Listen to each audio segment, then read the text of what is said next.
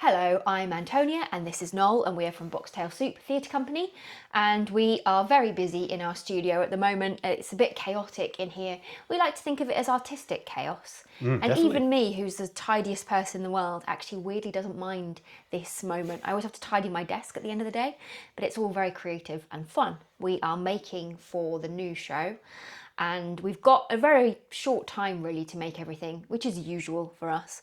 So there'll be a few long days, I should imagine, but nonetheless it's going well so far. We got back last week, is that right? Not the Thursday just gone, but the Thursday before. So not yesterday, but a week ago yesterday, we got back from a voyage on the Queen Mary 2. Yep. We got on the ship in South Africa. Yeah, it was a lovely voyage to do. We got on in Cape Town, and we had 24 hours in Cape Town before. So we flew out the day before. So we had a brief opportunity to see as much of Cape Town as we could squeeze in that time. And We did I think pretty we well. did. Yeah, we did a pretty good job, even though we were sort of bleary-eyed and having just got off a long flight. We did a good job. And then we boarded the ship, and we were doing Gulliver's Travels and Picture of Dorian Gray on board, as well as doing a few other bits and pieces, some ghost stories and stuff like that. And we were able again to have these.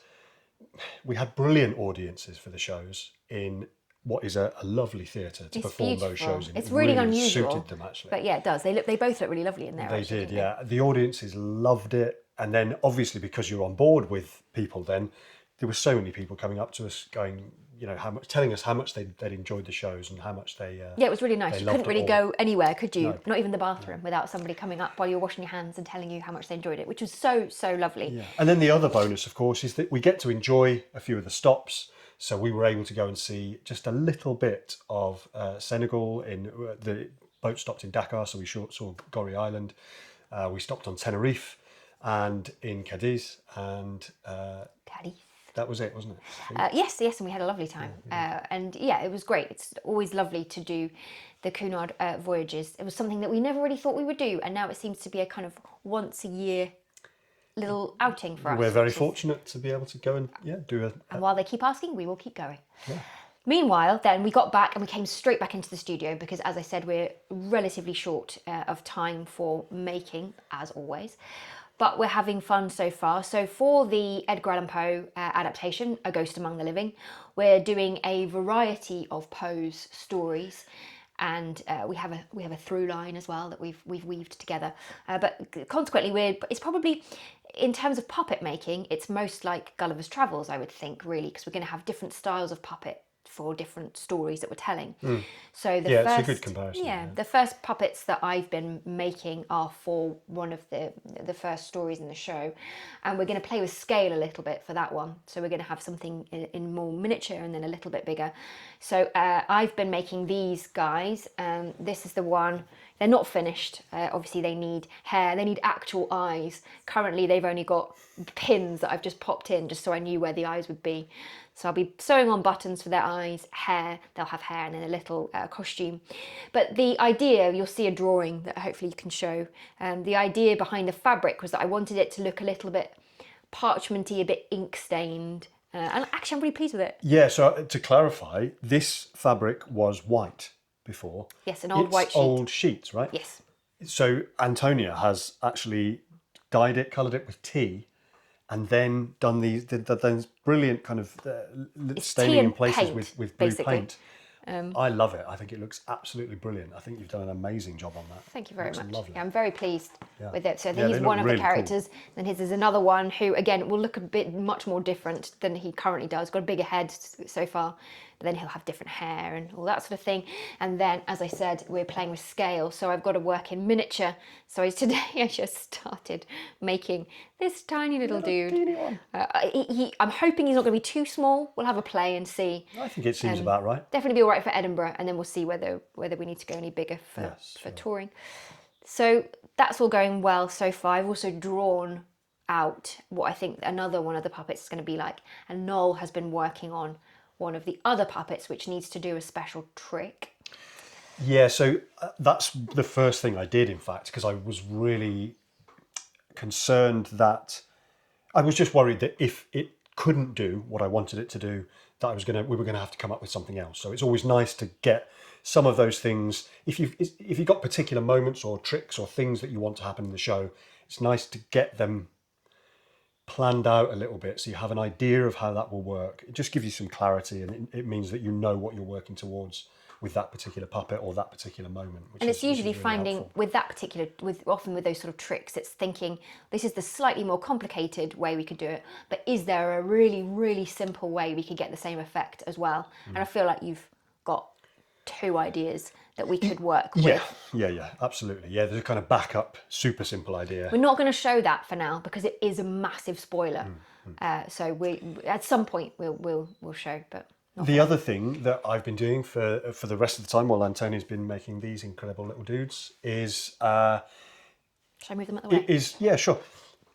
I've sort of carried that process on through the rest of the show. So we had designed a set or an idea of what we wanted the set to look like. I think before we went away, we'd finished all that. And we made a set model. We might be able to stick a photo of that up as well. But the experience really has taught me that it is always worth being more precise about some of those things, especially as we've gotten more ambitious with the sets and the scale of the sets that we're making, still bearing in mind that they need to pack down. 1984, for example, we had the big pyramid, and I found it so useful to make incremental scale models of that really kind of examined how it was going to fit together and how it was going to work. I've tried to continue with that example.